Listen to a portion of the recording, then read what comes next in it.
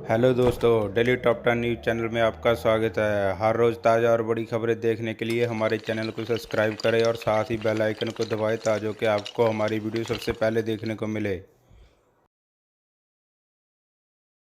आज की पहली खबर, चीन की नीच हरकत। जम्मू कश्मीर में माहौल बिगाड़ने के लिए पाकिस्तान के आतंकियों की मदद कर रहा है चीन। उसके अफसर पीओके में आतंकियों से मिले। लद्दाख में सीमा विवाद के बीच चीन अपनी नीच हरकतों से बाज नहीं आ रहा। चीन की आर्मी जम्मू कश्मीर में हिंसा फैलाने के लिए पाकिस्तान के आतंकी संगठन अल-बदरा को सक्रिय करना चाहती है। न्यूज़ एजेंसी यूएनआई की रिपोर्ट के मुताबिक अल-बदरा के आतंकियों का ग्रुप हाल ही में चीन के अफसरों से मिला। ये मीटिंग पाकिस्तान के कब्जे वाले पीओके में हुई है। चीन न सिर्फ पाकिस्तान के आतंकियों को बल्कि म्यांमार के विद्रोही संगठन अराकन आर्मी को भी फंड और हथियार सप्लाई कर रहा है।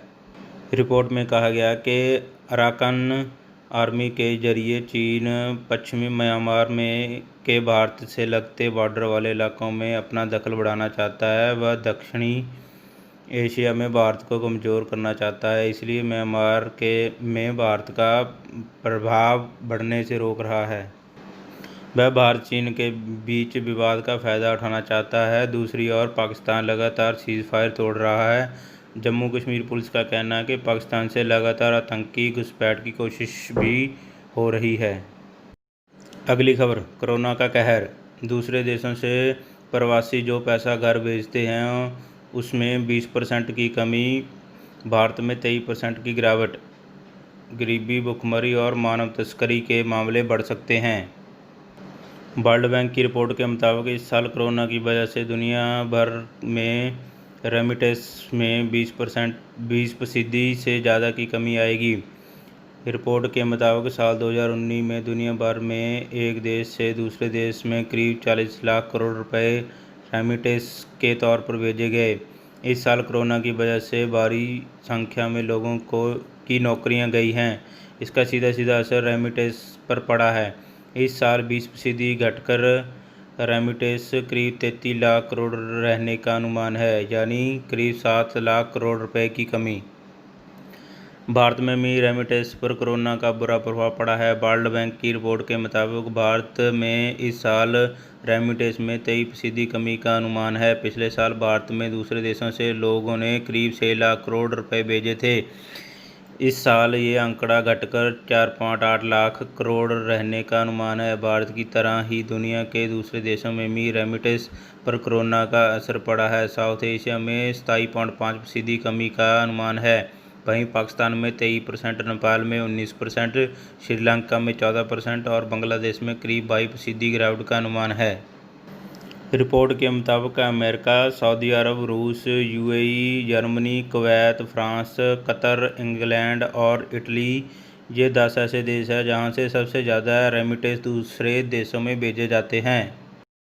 पिछले 24 घंटों में 19,248 मरीज बढ़े। मिजोरम और सिक्किम में संक्रमण का एक भी मामला सामने नहीं आया। देश में अब तक 6.05 लाख केस। देश में कोरोना संक्रमितों की संख्या 6,05,220 हो गई है। बुधवार को 19,428 मामले सामने आए। वहीं 12,057 मरीज स्वस्थ हो गए। ये आंकड़े covid19india.org के मुताबिक हैं। उधर मिजोरम और सिक्किम 2 राज्य ऐसे रहे जिनमें कोई भी केस नहीं मिला। सिक्किम में लगातार 3 दिन से कोई मामला नहीं आया है। देश में कोरोना के बढ़ते मामलों के बीच बुधवार से उत्तराखंड में 4 धाम की यात्रा शुरू हो गई। हालांकि अभी केवल उत्तराखंड के रहने वाले लोगों को ही 4 धाम यात्रा की अनुमति है। पहले दिन 422 श्रद्धालुओं को ई-पास जरिए भेजा गया। केंद्रीय स्वास्थ्य मंत्रालय ने गुरुवार सुबह अपने आंकड़े जारी किए। इसके मुताबिक पिछले 24 घंटों में 19,148 केस सामने आए और 434 लोगों की मौत हो गई। उधर देश में अब तक 6,04,641 केस हो चुके हैं। उनमें से 2,26,947 एक्टिव केस है। वहीं 3,59,000 860 लोग स्वस्थ हो चुके हैं। वहीं अब तक इस बीमारी से 17,834 लोग दम तोड़ चुके हैं।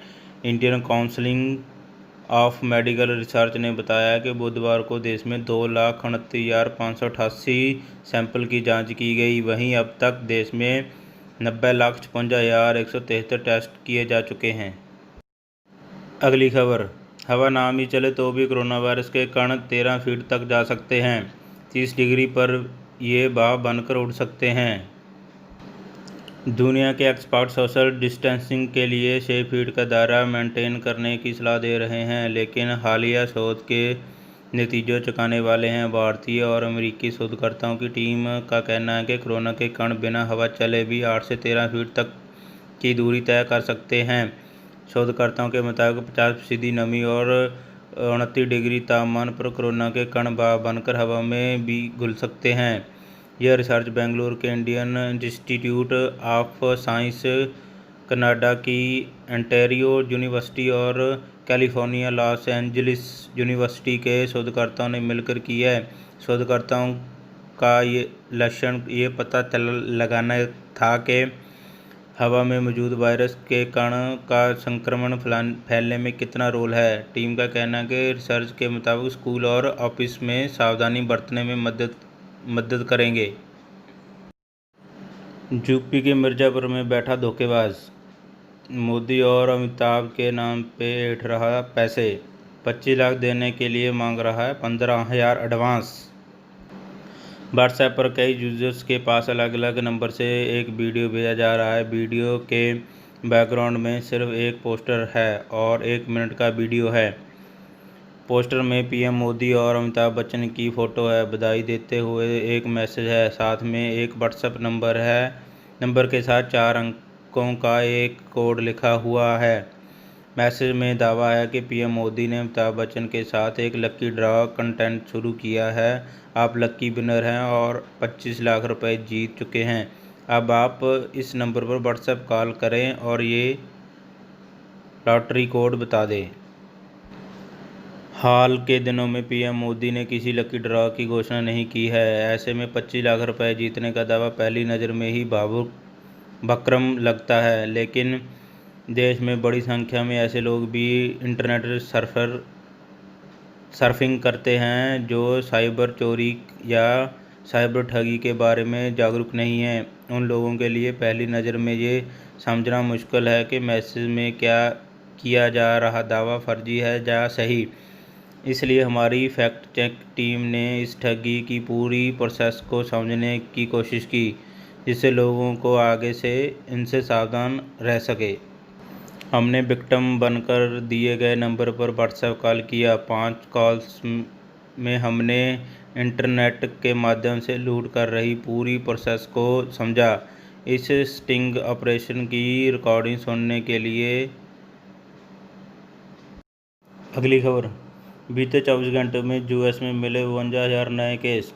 ट्रंप बोले कोरोना खुद हो जाएगा गायब।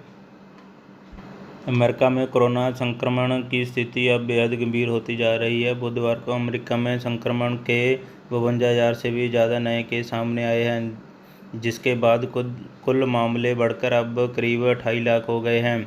यहाँ संक्रमण से 1,31,000 लोग जान गंवा चुके हैं। लेकिन राष्ट्रपति डोनाल्ड ट्रंप को अभी भी लगता है कि कोरोना वायरस अपने आप ही गायब हो जाएगा।